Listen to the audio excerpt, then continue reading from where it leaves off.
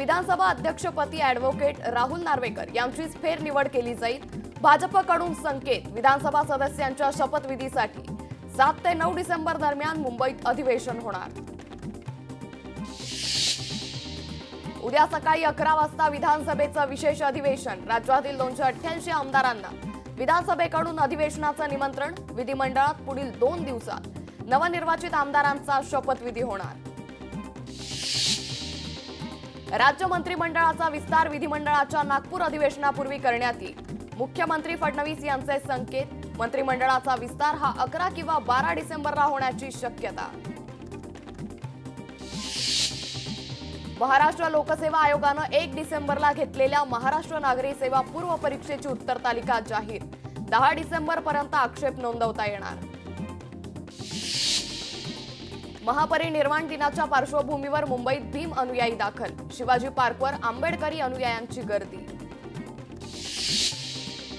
महापरिनिर्वाण दिनानिमित्त महापालिकेची विशेष तयारी। चैत्यभूमीवर येणाऱ्या अनुयायांसाठी मुंबई पालिकेकडून सोय। अमरावतीच्या नया अकोलात महापरिनिर्वाण दिनानिमित्त अस्थि दर्शनासाठी गर्दी। अमरावती ते नया अकोलापर्यंत बाईक रॅलीचं आयोजन। काँग्रेसच्या वतीनं अभिवादन बाईक रॅलीचं आयोजन। विद्यापीठ अनुदान आयोगाकडून नव्या धोरणाचा मसुदा जाहीर। नव्या धोरणात अभ्यासक्रमाचा कालावधी कमी जास्त करण्याचा पर्याय। देवेंद्र फडणवीसांनी तिसऱ्यांदा घेतली महाराष्ट्राच्या मुख्यमंत्री पदाची शपथ। शपथ घेतल्यानंतर कार्यकर्त्यांकडून फटाके फोडत जल्लोष।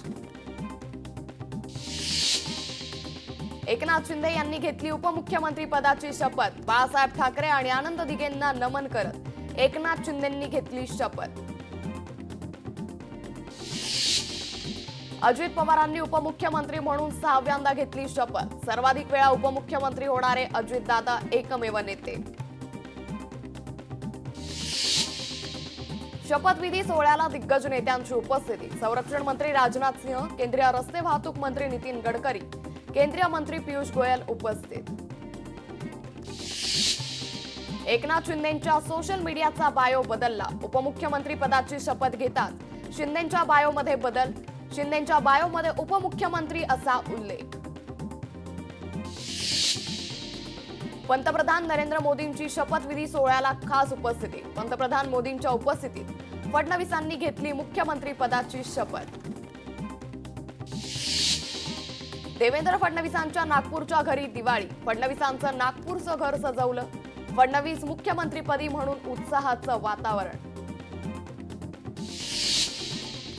शपथविधीनंतर अजित पवारांची भावनिक पोस्ट। उपमुख्यमंत्री झाल्यावर आईकडून अजितदादांचं स्वागत।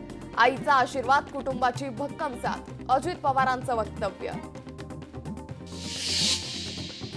मनसे अध्यक्ष राज ठाकरेंकडून फडणवीसांचं अभिनंदन। पुढची 5 वर्ष सरकारच्या उपक्रमांना माझ्या पक्षाचा पाठिंबा असेल। राज ठाकरेंचं ट्विट।